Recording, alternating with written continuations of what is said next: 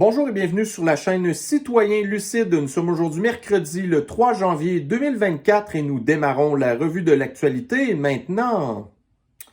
Donc je vous promets, la revue de l'actualité d'aujourd'hui va être pas mal plus paisible que celle d'hier qui était dans l'extrême de ce qui était possible. Mais ça reste quand même que, bon, écoutez, on a des nouvelles assez plates à jaser aujourd'hui. On va commencer ici avec un article du Radio-Canada. Donc, un temps des fêtes qui s'achève sous le signe des évictions et des reprises de logements. Selon un rapport annuel du regroupement des comités de logement et associations de locataires du Québec, les cas d'éviction forcée de locataires ont augmenté de 132% au Québec en 2023 par rapport aux données de 2022. Fait que ça, c'est la fameuse économie du continuum, tout va bien. Bon, fait que là, on a appris aussi là, que apparemment que le regroupement là, des enseignants s'est entendu pour une augmentation de salaire d'à peu près 17% sur 5 ans. Mais là, vous avez des gens ici qui sont même plus capables de payer leur logement dans l'économie du continuum, tu sais. Fait que, bref, quand on dit que 2024, au niveau économique, ça sera pas jojo, là. En tout cas, écoutez, c'est ça qui est ça. C'est la continuité des affaires.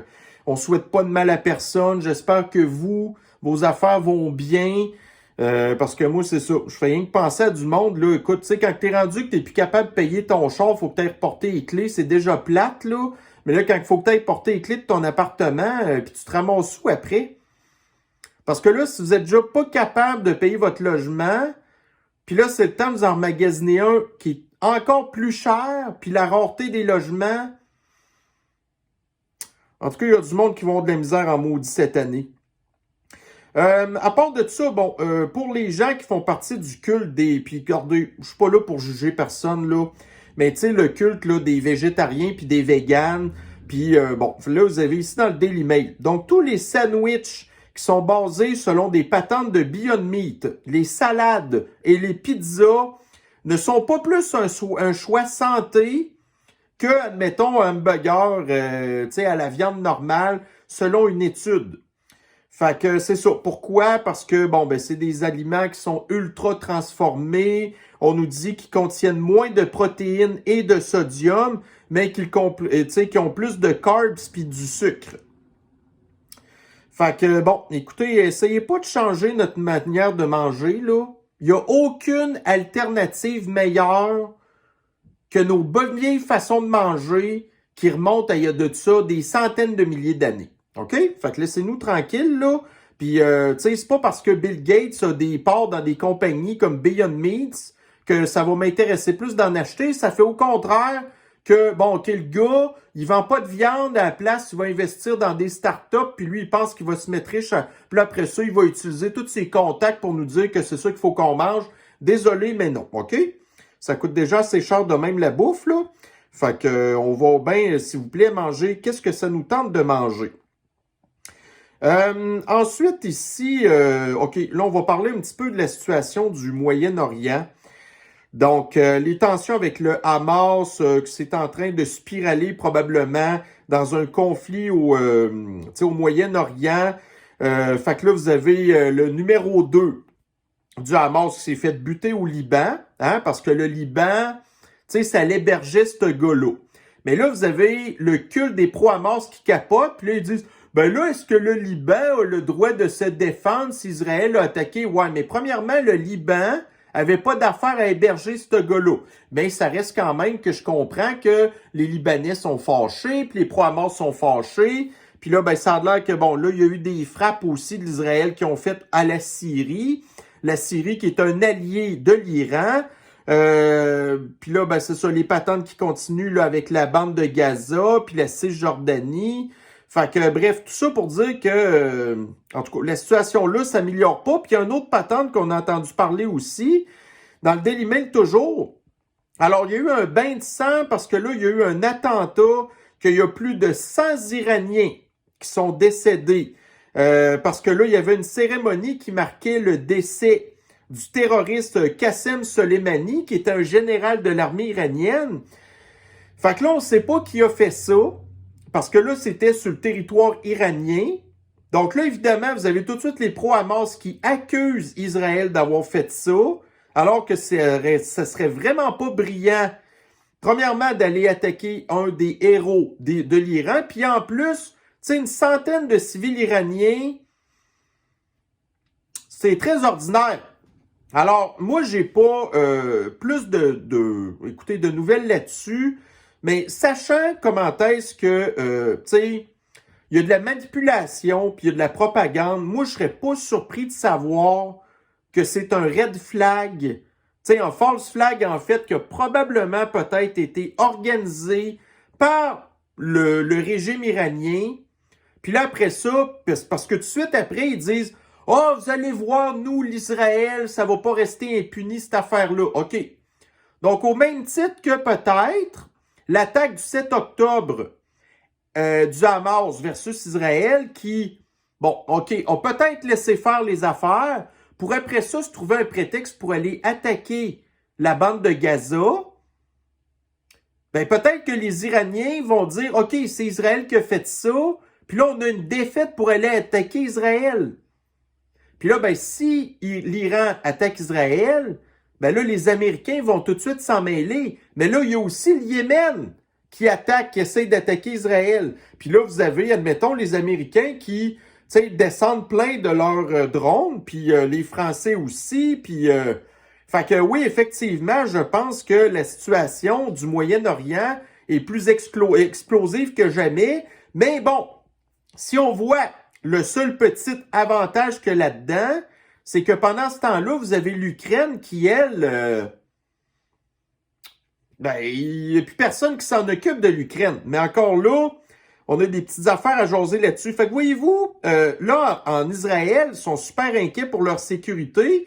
Puis ils ont changé, entre autres, là, leur règlement au niveau des ports d'armes. Fait que là, ici, vous avez une journaliste là, qui fait le téléjournal qui, à cette heure, se promène avec un gun sur elle. Un petit peu comme aux États-Unis, ils font dans certains États. Fait que, écoutez, moi, si les Israéliens avaient plutôt être armés comme ça lors de l'attaque du 7 octobre, il y aurait eu pas mal moins de victimes du côté des Israéliens. Puis les espèces de gants à babouche du Hamas, eux, ben... en tout cas, ça se serait pas terminé de la même manière, puis il n'y aurait probablement pas non plus autant d'otages. Mais en tout cas, tout ça pour dire que on voit qu'il faut qu'ils soient sur le bord d'être en guerre totale pour donner le droit aux civils de se défendre convenablement. Mais nous, ici, on vit un autre genre de guerre avec les immigrants, puis toutes les patentes que je vous ai jasées hier. Tu sais, toutes ces femmes-là qui sont victimes des immigrants illégaux, si ces femmes-là pouvaient au moins transporter au minimum, tu sais, du poivre de Cayenne ou peut-être un gun, ben la situation serait peut-être un petit peu différente, mettons, tu sais. Mais bon, mais non, c'est important, nous, les victimes, qu'on soit victimes, évidemment. C'est pas les criminels qui vont suivre, tu sais, comme en Californie, qui est un des États qui a le plus grand contrôle des armes à feu. C'est un des États les plus violents, tu sais, en tout cas. Bon, à part de ça, ben c'est ça, voyez-vous. Mais ça, l'histoire du conflit au Moyen-Orient, ça fait le bonheur de l'industrie militaire. Donc là, ici, vous avez l'OTAN. Hein? L'OTAN, c'est qui dirige l'OTAN? C'est les États-Unis. Donc, ils vont aider l'Ukraine, encore, hein, à acheter 1000 missiles patriotes. Tu sais, des missiles patriotes, ça, c'est des missiles anti-missiles. Mais l'affaire de ça, c'est que, bon, des missiles patriotes, là, ça coûte pas 10 000 $. Hein? C'est pas fait, là, comme les espèces de drones, tu sais, en contreplaqué que l'Ukraine fait. Non, non. Un missile patriote, voyez-vous, le coût de ça varie entre 1 et 6 millions de dollars. Le missile, donc si vous faites un calcul rapide, là, ben c'est ça. Donc 1000 fois 1000, ça veut dire au minimum un contrat de 1 milliard pour la compagnie Raytheon, qui est un fabricant de missiles américain. Fait que, puis si le missile est rendu à 6 millions, à cause de la chaîne d'approvisionnement, les puces pis tout, bon, ben vous êtes rendu que Raytheon vient de pogner un contrat de 6 milliards de dollars. Fait que ça fait leur bonheur, le conflit en Ukraine. Voyez-vous? Au même titre que ça va faire leur affaire aussi si la marde pogne au Moyen-Orient. Ce qui va être un problème, par exemple, c'est que là, en Ukraine, bon, tu sais, c'est les soldats ukrainiens, c'est la population ukrainienne qui passe au cash, mais là, si t'es au Moyen-Orient, ça va revenir là, des soldats américains. L'armée américaine qui a des problèmes de recrutement, que leurs soldats sont pas en santé, tout ce qui intéresse les soldats, c'est la communauté flyée, c'est genre l'état-major qui est woke au bout.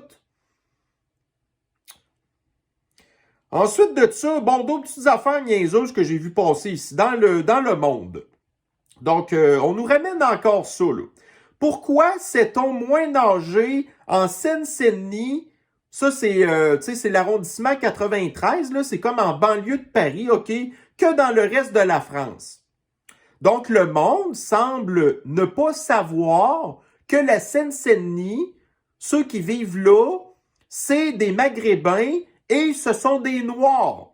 Et qu'est-ce que nous savons sur les Noirs? Puis là, traitez-moi pas encore de raciste, là. Vous avez ici la BBC. Pourquoi est-ce que les Noirs, ben, en tout cas les Afro-Américains, ne savent pas nager? Donc, voyez-vous, là, on reparle encore là, des Afro-Américains qui s'étaient morts noyés, ainsi de suite, dans le NPR, qui est très, très de l'extrême gauche. Donc, une étude, bon, ça date de 2008. Mais pensez pas que ça a changé, là. Donc, en 2008, l'étude avait prouvé que 58% des Afro-Américains ne savent pas nager. Ici, l'Université de Toronto, ça, c'était plus récent. Pourquoi est-ce que des enfants noirs se noient? Parce qu'ils ne savent pas nager. Parce que, regardez, qu'est-ce que vous voulez que je vous dise, moi? Ça les intéresse pas. Ils ont le droit que ça les intéresse pas. La Seine-Saint-Denis, là, c'est... il n'y a pas, tu sais, à part peut-être parce que ça doit s'appeler la Seine-Saint-Denis à cause de la Seine, là, qui est une espèce de cours d'eau gluant. Tu sais, il n'y a personne qui va aller sauter pour nager là-dedans.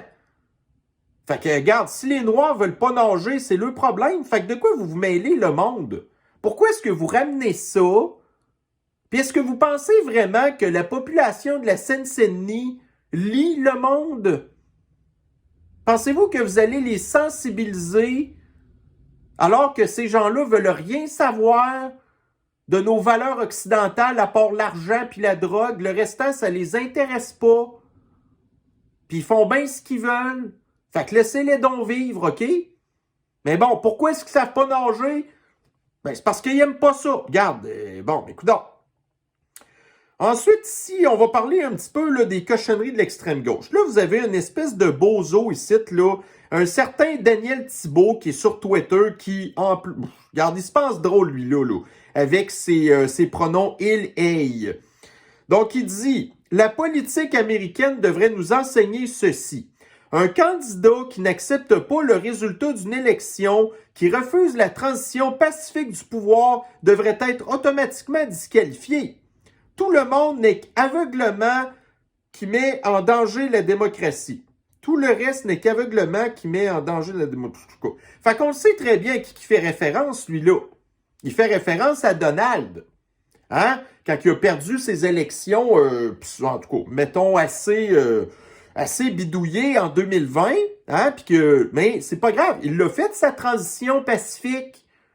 Mais il avait le droit aussi de manifester le 6 janvier pour dire au monde, bon, allez manifester au Congrès puis tout. Puis bon, là, il y a eu des chires, mais on le sait que ça, c'est probablement aussi une opération faite par le gouvernement, mais whatever. Mais une affaire qui, lui, il va pas nous mentionner, c'est que en 2019, hein, parce que l'autre élection d'avant, c'était en 2016, quand Donald est devenu président. Mais en 2019, vous aviez Hillary Clinton, qui, elle, en revenait pas encore, et qui, en 2019, disait que Donald était un président illégitime. Donc, elle comparait l'élection de 2016 à, en tout cas, whatever. Fait qu'elle, là, elle disait que l'élection de 2016, c'était une élection frauduleuse. Mais est-ce que ça, le petit Daniel Thibault, il va en parler de ça avec sa petite bête, là? Et ouais, c'est tellement cute, là, le nom des bébés. Crise d'épée. Fait que voyez-vous, là, vous avez ici là, son profil Twitter. Daniel Thibault. Voyez-vous, ce gars-là, il a 55 635 abonnés. Ça, c'est tout du monde du Dôme, là. Fait qu'il est entre autres suivi par l'Actualité, qui est un média de l'extrême gauche du Dôme. Vous avez Bernard Drainville, entre autres, qui le suit. Ça, Bernard Drainville, c'en est un qui tripe sur l'Ukraine aussi, là. Fait qu'on s'entend-tu que Bernard Drainville, si on lui demande de parler de Donald, il va avoir exactement la même opinion que notre... Moi, c'est tellement drôle.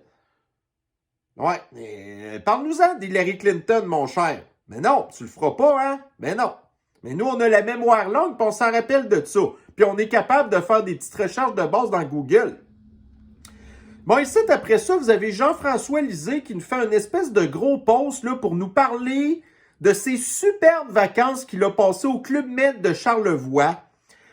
Confort, bonne organisation, vue épatante sur le fleuve, accès direct aux pistes, bouffe à la hauteur, mais peu de fromage et vin offerts à bas de gamme.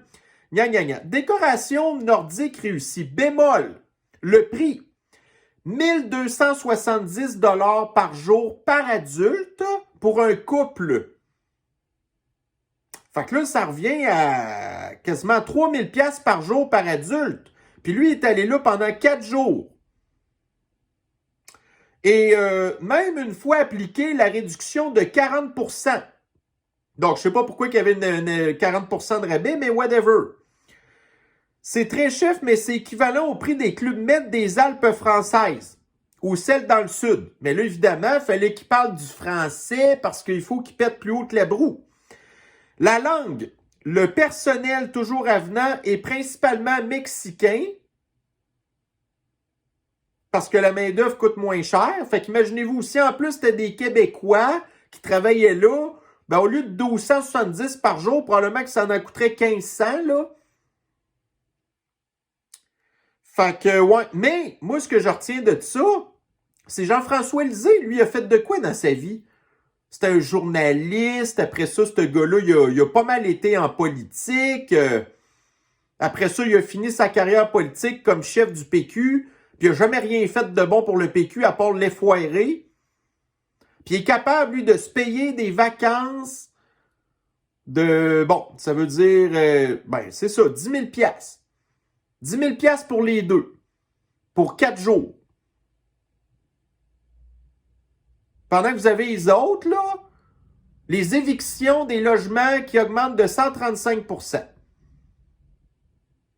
Tu sais, ces gens-là ne sont pas pantoute déconnectés de la population d'abord. Puis en plus, il y a le front de bœuf d'aller chialer sur les réseaux sociaux pour nous parler de sa misère à lui, là. Sa grosse misère de riche politicien, avec sa pension. Sa pension qui doit avoir là, à peu près, sûrement une centaine de mille par année à rien faire. Fait que voyez-vous ici, là, vous avez dans probablement le Journal de Québec ou de Montréal, donc qui ont fait un sondage et qui disent quels sont les sujets d'inquiétude pour 2024 de la population. Donc, 84% des répondants ont parlé de l'inflation puis des taux d'intérêt. 78% sont inquiets d'une récession économique.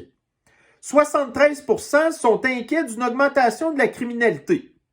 Puis ensuite, là, vous avez d'autres affaires qui sont probablement des sujets qui ont été suggérés par la compagnie, probablement débile léger. Donc, des violations des droits des personnes dans d'autres pays, 71%. Moi, je m'excuse, là, mais je trouve ça bien triste qu'est-ce qui se passe ailleurs, mais ça me concerne pas. Puis je suis pas mal plus inquiet de ce qui se passe ici avant de commencer à penser des autres. Mais là, pire que ça, que Donald Trump gagne les élections américaines dans 66%. Là, vous êtes dans le dôme du Pakistan. Qu'est-ce qu'on en a à foutre que Donald Trump gagne les prochaines élections alors que l'économie avait jamais été aussi bonne depuis des dizaines d'années, puis le Québec en a profité aussi. Même le prix du gaz était super bas. Mais là, les Québécois qui sont tous des Daniel Thibault, Eux, ils sont inquiets là, de... Tu sais, ils sont pas inquiets du prix de l'essence. Ben non. Ils sont inquiets de Donald Trump. Bon, une guerre mondiale, dans 65% des cas, tu sais, quand on voit ce qui se passe au Moyen-Orient, puis tous les attentats terroristes qu'on a ici en Occident, là, il y a de quoi être inquiet. Des incendies de forêt, 65%. Des incendies de forêt allumés par des pyromanes. Ensuite, une cyberattaque majeure, 61%. Encore de la désinformation de Justine.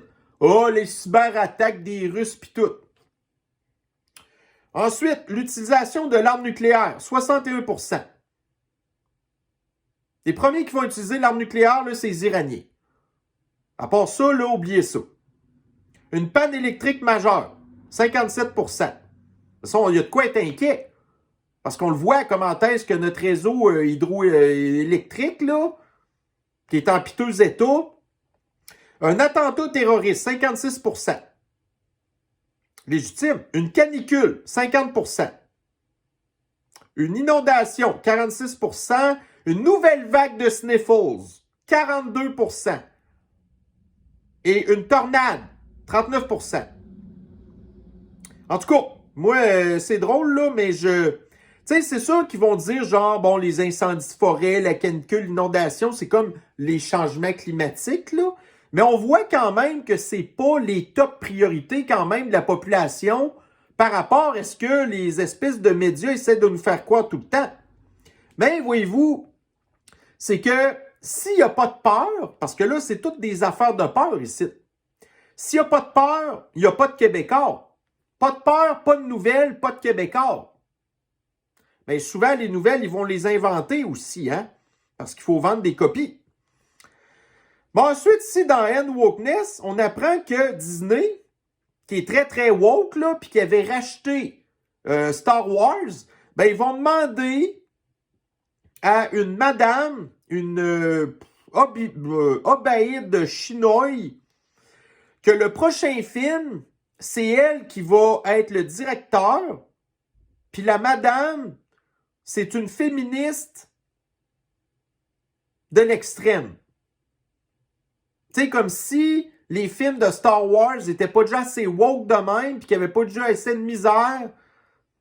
Ben là, ils s'en vont rajouter, à remettre encore une madame qui va encore empirer les films, puis qui va avoir des super gros budgets, puis qui n'arriveront pas à faire leurs frais parce que les gens vont écouter ça et vont dire c'est donc bien dégueulasse. Fait que le Get Woke, Go Broke, en tout cas, moi je pense que c'est en train de virer de bord, mais là on voit qu'il en reste beaucoup encore de chemin à faire là-dessus. Là. Bon, ici, j'ai vu passer ça hier dans le New York Post. Donc, la police est en train d'enquêter sur le premier cas d'une fille qui se serait fait faire des affaires qu'elle voulait pas, mais dans un metaverse. Même pas dans la vraie vie, là. Donc, la fille, elle avait ses lunettes sur la tête de réalité virtuelle, puis elle était dans un monde imaginaire, puis là, elle s'est fait agresser par des gars dans le monde imaginaire, puis là, elle est sortie de là, puis là, elle est traumatisée. Puis là, l'enquête, tu sais, les polices font une enquête là-dessus. Mais ça, c'est le rêve quand même des mondialistes de tout nous envoyer dans le metaverse. Fait que ça va-tu protéger les femmes, le metaverse? Les enfants? Non. Mais là, un autre vieil article que j'avais vu sortir aussi, il n'y a pas de ça longtemps dans Twitter, de Sun. Ça, c'est anglais, je pense. Donc, un article qui remonte, imaginez-vous, à 2015, qui disait qu'en 2025, que nous allions avoir du sexe avec des robots. Mais là, on est en 2024. Fait que là, on est en 2024, il y a une fille qui se fait agresser dans le metaverse. Puis en 2025, ben, vous avez l'autre avec son espèce de robot en plastique là, qui... Fait que ça, c'est encore là, des beaux projets pour l'humanité. Bon, ici, j'ai vu passer ça Endino, là, qui est un journaliste indépendant qui travaille pour le Post Millennial, entre autres, qui nous reparle. Ça, c'est encore une belle fierté canadienne, là. Jessica Yaniv, mais c'est pas son nom pour vrai, qui s'appelle maintenant Jessica Simpson, a posté des photos récentes de elle. Mais là, tu sais, vous avez à droite de quoi qui a vraiment de l'air. Puis à gauche, il a utilisé l'intelligence artificielle pour se refaire une photo un peu plus sexy.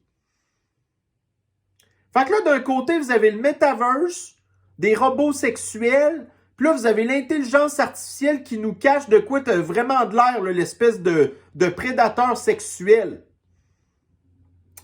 Vous avez ici, là, le gars en question avait été, en tout cas, était devenu assez, en tout cas, pas fameux, là, mais, tu sais, on l'avait connu parce qu'il avait multiplié, ça c'est quelqu'un de, lui, là, il reste en Colombie-Britannique, là, il avait multiplié les poursuites contre des esthéticiennes qui refusaient de lui épiler la poche à la cire.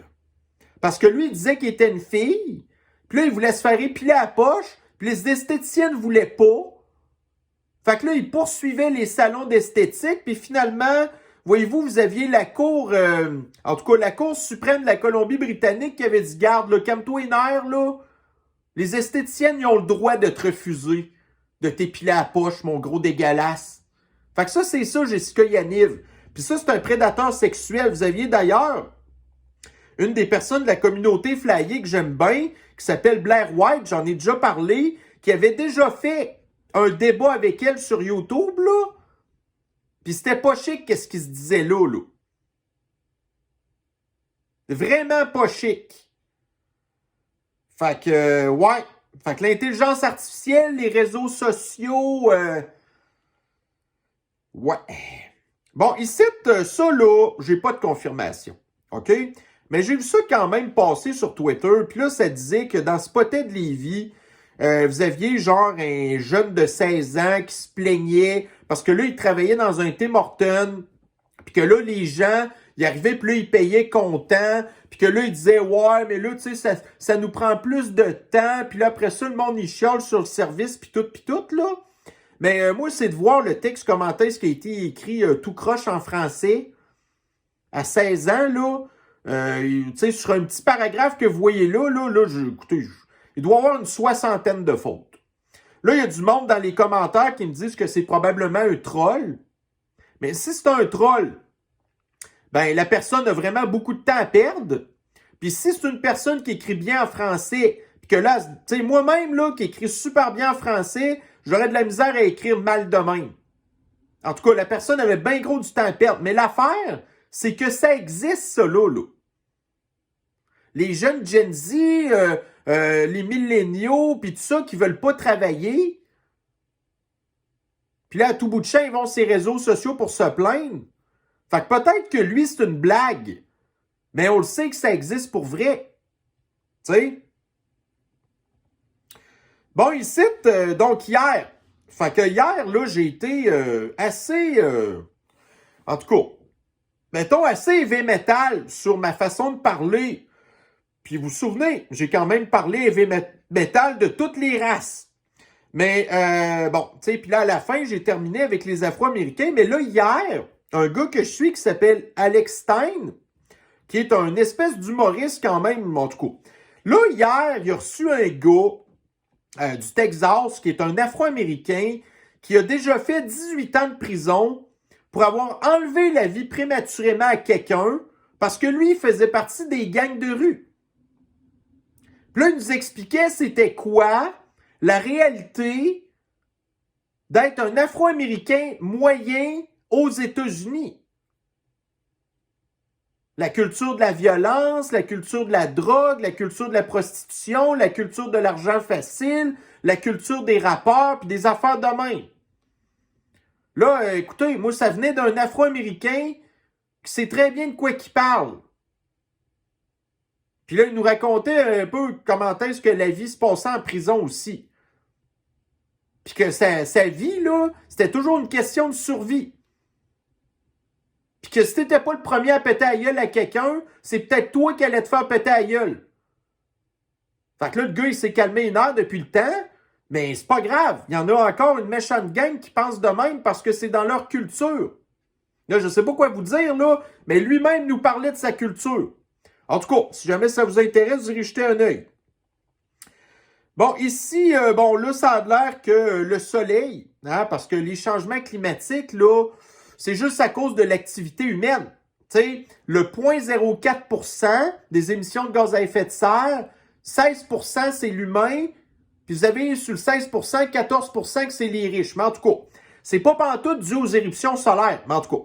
Fait que là, justement, ça a l'air qu'il y a une très grosse explosion solaire, en tout cas, façon de parler, éruption solaire, qui, depuis les 6 dernières années, en tout cas, bref, puis là, qui se dirige vers nous, et il y a 25% de chances, puis là, ça datait d'hier, que ça shut down les satellites puis les GPS. Ça a sûrement dû avoir un impact sur le climat aussi, mais ça, on ne nous en parle pas. Fait que s'il y a des shutdowns d'Internet, ça sera peut-être pas à cause d'une attaque russe, cyber russe, là. Ça va peut-être être à cause juste que le soleil fait des pets aussi, puis de temps en temps, ben, ça nous dérange nos infrastructures. Bon, ici, c'est un autre patente que j'ai vu passer dans Twitter. Just very much confused. I was confused too. Cassidy educated me and said, no, honey, you're straight. Don't you look at me like a woman? I said, yeah. She's like, so where do you find the word gay? And that's when I realized, yeah, I'm not gay at all. I'm an alpha male that's attracted to femininity, and that's exactly what I got right si here. Vous n'avez pas tout à fait compris ce qui se passe. Donc, la personne à camisole blanche à gauche, c'est une femme trans. Donc, c'est-à-dire un homme qui, bon, là, je sais pas si c'est fait poser un ticket de boule ou peu importe, mais puis là, elle sort avec le dos à droite, en camisole, qui appelle son ami pour faire une espèce de FaceTime pour lui expliquer que le fait de sortir avec une femme trans, ça faisait pas de lui qui était gay. Dude. Ton ami, ta blonde, là, trans, là, elle a encore une bite. Puis si tu veux faire des trucs avec, bon, ben t'es un gay. OK? Peut-être que tu peux te considérer comme étant bisexuel si tu veux. Mais tu fais quand même partie de la communauté flyée. Ta blonde, c'est pas une fille. C'est une trans. C'est un hybride. Puis il y a une bite. Puis c'est quand même un gars dans son cerveau. Même si c'est féminin. Mais de toute manière, c'est quoi ton problème? Ça a l'air à cette heure que de faire partie de la communauté flyée, c'est un plus dans notre société. Puis là, lui, il dit en plus, « Ah, oh, moi, je suis un gars, je suis un mâle alpha. OK, pourquoi que... » Tu sais, t'as quand même des attirances un petit peu particulières. Fait qu'essaye pas de nous faire croire que... Assume-toi, man. Assume-toi. Là, tu penses vraiment que tu vas avoir... Tu sais, convaincu ton ami, là, avec ta conversation, quand il va raccrocher avec toi, il va encore penser à la même affaire. Mais ça, écoutez, c'est notre société à cette heure. Hein? Bon, ici, là, ça, là, c'est vraiment assez incroyable, mais ça ne l'est pas en même temps. Dans le Daily Mail. Donc, vous savez comment est-ce que, tu sais, Joe Pédo, là, on comprend absolument rien de ce qu'il dit. Il se trompe tout le temps. Chaque fois qu'il parle, là, il fait tout le temps des gaffes. Mais ça a l'air que les voteurs démocrates, ils aiment ça. Les voteurs démocrates aiment ça quand que Joe dit n'importe quoi qu'on comprend pas. Ils aiment mieux qu'ils disent n'importe quoi qu'ils parlent des sujets, des vraies affaires. Genre l'économie va mal, l'immigration, des trucs de même. Non. Ça l'intéresse pas les démocrates. Mais ils trouvent que Joe, il est plus intéressant quand il dit n'importe quoi. Fait que là, vous avez ces handlers, là, tu sais, ceux qui manipulent les cordons en arrière, qui... Ouais, ben là, on va peut-être laisser un peu plus de lousse à Joe, là, qui continue à inviter des enfants dans la cuisine de la Maison-Blanche pour manger de la crème glacée avec, des affaires de même. Ça, les démocrates, ils aiment ça. Ils trouvent ça cute. Tu sais, ça va être beau les prochaines élections, hein? Ensuite de ça, ici, on va parler du réchauffement climatique. Donc, la côte est américaine, ça inclut New York, Washington, Pittsburgh, Buffalo, Boston, Détroit, Indianapolis, qui s'attend à recevoir l'équivalent de 12 pouces de neige. Vous avez 3 cm dans un pouce. Fait que 3 fois 12, ça veut dire 60 cm. La plus grosse tempête dans les 2 dernières années. Parce que c'est le réchauffement climatique.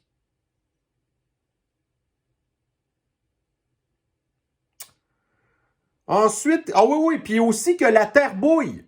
Vous vous souvenez de ça? Le big boss de l'ONU qui avait dit le 27 juillet passé, dans l'assemblée de je sais pas trop quoi, que la planète bouillait, que c'était le temps d'arrêter la crise climatique. Réchauffement climatique, neige. Ouais. Bon, ensuite, site là. Vous en avez un autre bizarre, là. Luc Godbout, qui est un économiste, qui est considéré comme un expert par le gouvernement et par les médias, qui dit « Certains parlent de baisser et réduire les taxes sur l'essence. En rappel, un petit texte montrant les limites de cette idée. Donc, on paye à peu près quasiment 50% du plein d'essence que c'est des taxes. Plus on coupe des taxes, lui, son point de vue, c'est que les pétrolières vont de toute manière augmenter les prix. Là, ça a l'air que par rapport au gaz en Ontario, on paye 20 cents de plus le litre. Fait que non, les pétrolières vont pas augmenter les prix. Mais plus le litre de gaz coûte cher, plus le gouvernement s'en met plein les poches. Mais ça, Luc Godbout, écoutez, c'est un expert. Le gars, il est titulaire de la chaire en fiscalité et en finances publiques, école de gestion, Université de Sherbrooke. Tu sais, Sherbrooke, là, que vous avez un château fort Québec solidaire. Tu sais, les étudiants, d'habitude, à l'université, c'est des voteurs de Québec solidaire. Fait que qu'est-ce qu'ils ont comme professeur à l'université? Des gars de même. Qui disent, c'est pas les taxes le problème. C'est les compagnies riches qui s'en mettent trop dans les poches. Bon, ici, vous avez une certaine Lorraine Visque qui a partagé une affiche qui apparaît en Afrique pour éduquer les Africains que ça n'est pas correct de faire leurs besoins sur les plages. Et ça, c'est un message qui a été financé par le gouvernement du Canada et UNICEF. Donc, nous, les bien-pensants canadiens, on prend l'argent des payeurs de taxes canadiens, puis après ça, on s'en va payer des publicités comme ça dans des pays africains qui ont dans leur culture de faire leurs besoins sur la plage. Et est-ce que vous pensez que les Africains vont changer leurs habitudes de vie parce que Justine a payé une affiche? C'est à ça qu'elle sert notre argent à l'étranger. Ensuite, ici encore, là, la science de l'extrême gauche. Écoutez, selon une étude, il semblerait que de sniffer les larmes des femmes pourrait rendre les hommes moins agressifs. Est-ce que j'ai lu l'article? Non. Est-ce que j'ai un intérêt à le lire? Non. Est-ce que je trouvais ça drôle de vous en parler? Oui. Ensuite, ici encore, là, une espèce de petit millénial de l'extrême gauche. Donc, écoutez bien ça. Je viens de recevoir mon augmentation de loyer. On est arrivé à Québec en 2022 et on a trouvé cet appartement-là à 1 225 $ par mois. Là, il vient de recevoir son augmentation de logement et à partir de juillet, il va payer 1 366. Puis là, il dit « Bonne année à tous les propriétaires qui s'enrichissent sur le dos des travailleurs du Québec. » Alors là, moi, j'y réponds parce que j'ai quand même lu vite. La quasi-hausse de ton loyer, c'est à cause du compte de taxes qui a augmenté à cause de ta mairesse adorée, parce que je pensais qu'il était à Montréal. Tu sais, le gars, là, il parle comme un Montréalais. Mais ça, comment essayer de te le faire comprendre? Parce que les hausses de taxes à Montréal, c'est 5% à peu près cette année. Fait que là, il y a quelqu'un qui me dit, OK, non, c'est parce que là, il est à Québec. Ah, OK. Ben, je croyais que tu étais à Montréal. Fait que la hausse du compte de taxes, là, qui a été faite par le maire en chou-claque, c'est 7,7% à Québec. Fait que faites 1225 fois 7,7%, vous arrivez à peu près à 1320 $. Là, il y a eu son logement à 1366. Puis là, normalement, le propriétaire peut à peu près équivaloir à l'inflation. Fait que là, en bout de ligne, son propriétaire, entre guillemets, il est dans le trou. Parce que là, il refile le compte de taxes aux locataires, ce qui est plate, mais ce qui est un peu normal. Puis en plus, il n'a même pas pris toute l'inflation. Mais ça, essayez d'expliquer une affaire de même au petit gars. On peut pas. On peut pas. Léo. Ça, c'est encore là un Léo Bureau Blouin, là. Léo Bureau Blouin. OK, là, je l'ai bien, là. Fait que ça, c'est le petit Léo. Le petit Léo qui fait pitié. Hein? Pas petit Léo. À part de ça ici, bon, dans les autres affaires pas pires, là, on s'en retourne en Colombie-Britannique, la Californie du Canada, qui dit que c'est constitutionnel, ouais. Donc, c'est correct d'aller se péter à la face, hein, de se piquer, de sniffer des affaires, puis de laisser traîner tes cochonneries dans les parcs pour enfants. OK. C'est correct d'être les zombies, là. Tu sais, de mettre en contact des enfants avec des résidus de patentes qui vont peut-être se piquer, pogner une hépatite, pogner le sida, qui vont se demander c'est quoi. Puis là, leurs parents vont être obligés de leur expliquer c'est quoi. Puis là, ben, ces gens-là, souvent en plus, ben, ils font leurs besoins aussi dans le parc. Mais ça, voyez-vous, la Cour suprême de la Colombie-Britannique a dit c'est correct. Mais là, il y a quelqu'un qui faisait remarquer qu'en Colombie-Britannique, il est interdit de consommer de l'alcool dans les parcs pour enfants, dans les piscines extérieures, dans les terrains sportifs, dans les centres communautaires, dans les réserves naturelles, dans les stationnements, dans les parcs pour chiens. Bref.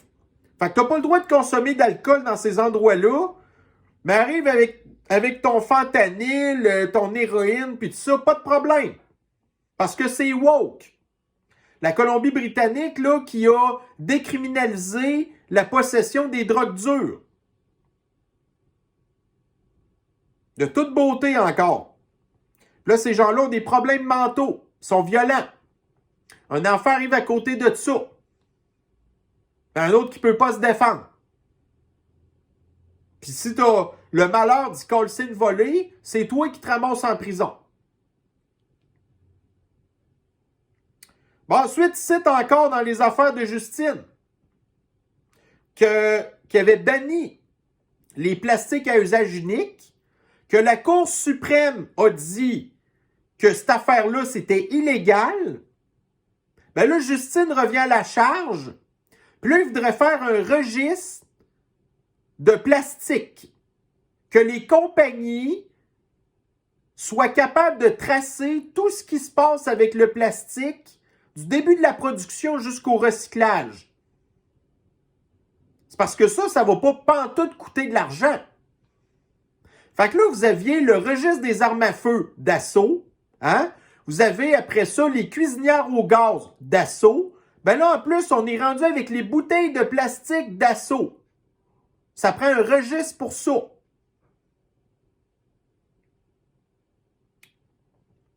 Ensuite, ici.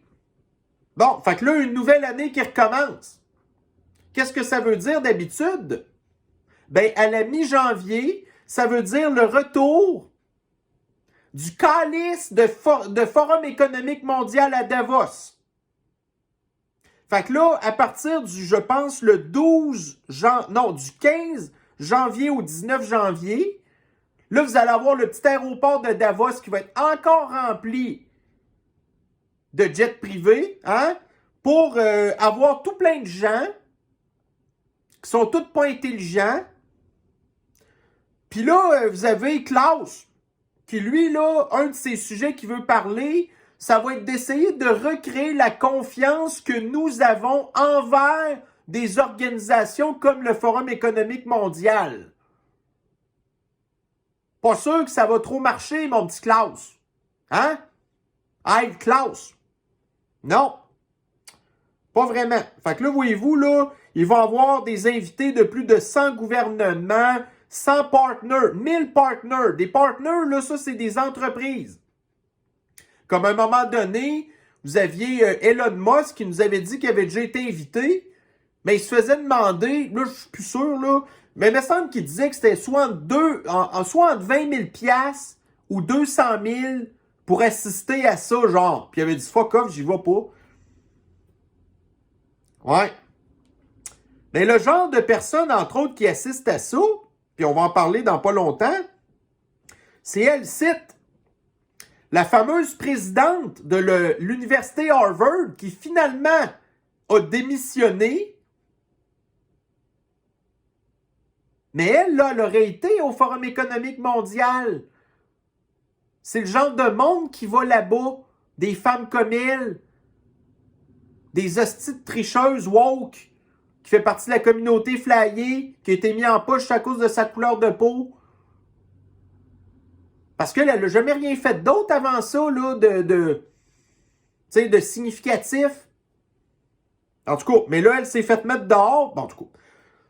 Mais anyway, on va en parler, là, ça s'en vient bientôt, ça, là, d'ailleurs. Bon, ensuite, vous avez, bon, regardez, là. Toujours aux États-Unis, au Texas. Le Texas qui installe des clôtures, des barbelés, parce qu'ils sont écœurés d'avoir des immigrants illégaux qui traversent. Fait que là, vous avez ici encore les démocrates, qui sont un parti terroriste, OK, qui font même titre que vous aviez pendant que les... Bon, ça a déjà été moins pire, mais ça a déjà été pire. Les relations entre la Turquie et l'Union européenne, quand il y avait eu la guerre en Syrie, les Syriens, il y en a plein qui avaient été en Turquie, puis après ça, la Turquie envoyait des immigrants illégaux en Europe. Fait que quand tu veux, sans faire une guerre, mais que tu veux foutre la merde quelque part, ben t'envoies plein de monde. Mais c'est exactement ça que les démocrates font. Mais au lieu d'envoyer les gens ailleurs, ben ils font rentrer chez eux pour foutre la merde. Fait que là, ils veulent demander à la Cour suprême d'autoriser les Border Patrol, là, ça c'est les agents frontaliers, d'enlever les installations que le Texas met pour empêcher les immigrants de rentrer. Hey, c'est ça, c'est pas du terrorisme, là. Tu sais? Ouais. Ensuite, ici. Fait que donc, hier, je vous avais parlé, là, de l'espèce, là, d'étude qui avait dit que 80% des Afro-Américains avaient des problèmes de santé à cause du racisme systémique.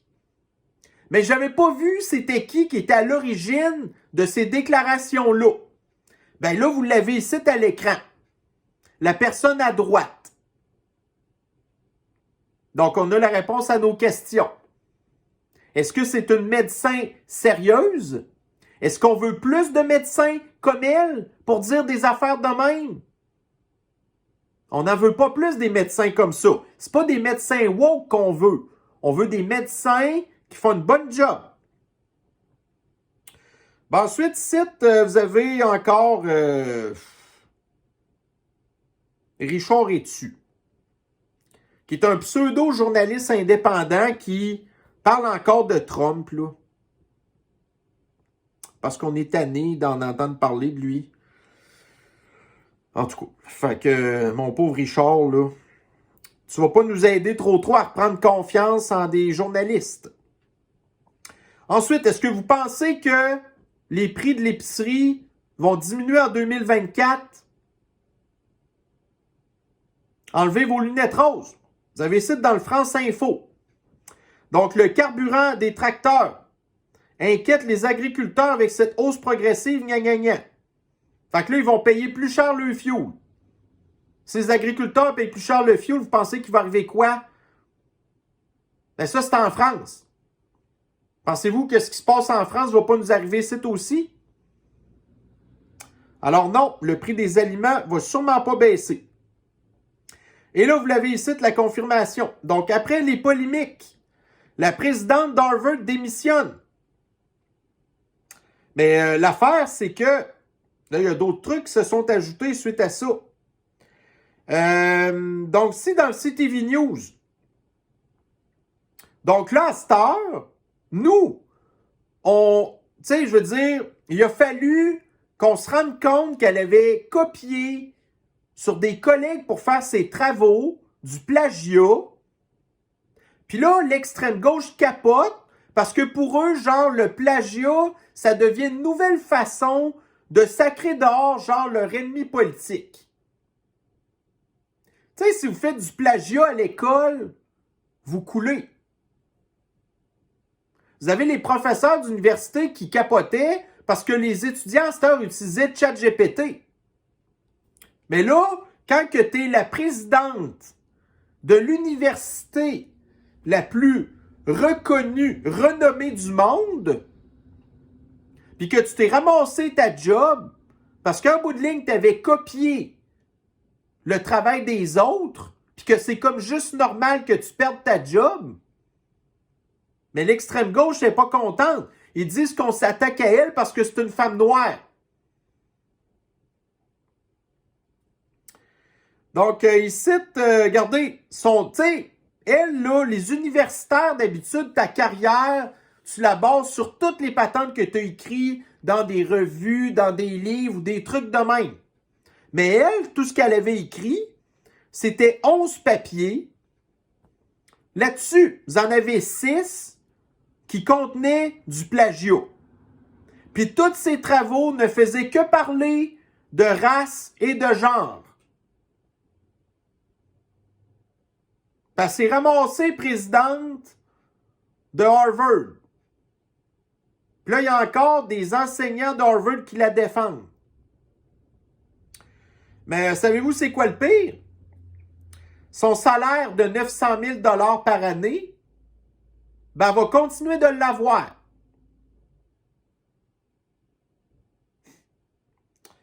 Mais au moins, elle est décalissée. As-tu d'autres choses encore ici? Ouais. Puis là, en plus, dans la lettre de démission qu'elle a faite, elle ne s'est pas excusée. Au contraire, elle a joué la victime encore. Je suis victime d'une machination parce que je suis une femme noire, patati patato, gna gna gna. Je ne me suis pas pantoute fait mettre dehors parce que j'avais eu aussi des déclarations pro-Hamas puis des affaires de même. Mais non. Je me suis fait mettre dehors parce que je suis une femme noire. Mange la merde. Fait que là, il y a du monde qui pense qu'elle va se ramasser, aller travailler pour CNN, MSNBC ou des affaires de même.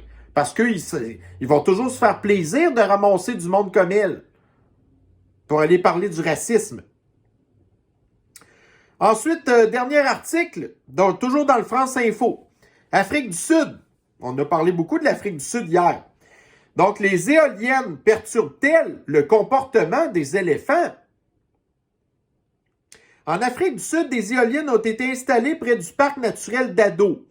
Les guides s'inquiètent pour les éléphants de la réserve, car elles perturberaient les éléphants. Les éléphants utilisent des infrasons pour communiquer. Par exemple, les femmes appellent les mâles via ces infrasons quand elles sont à chaleur pour qu'ils se reproduisent. Mais le bruit que font les éoliennes perturbe cette communication. Est-ce que les éoliennes ont vraiment des bons côtés? À part de détruire la biodiversité puis la déranger? Ça dérange les oiseaux, ça dérange les mammifères, ça dérange les chauves-souris, ça dérange les insectes. Il n'y a absolument aucun avantage à ça. Mais essayez d'aller expliquer ça à quelqu'un de l'extrême gauche. Ils ne veulent rien entendre. Alors, ceci va mettre fin à notre petite revue de l'actualité d'aujourd'hui. Donc, demain, je ne penserai pas qu'il va en avoir, là. Peut-être vendredi, on verra. Ça dépend toujours, évidemment, des nouvelles que je suis capable d'accumuler. Mais d'ici là, je vous souhaite une bonne fin de journée. Prenez soin de vous et on se revoit très bientôt. Bye bye.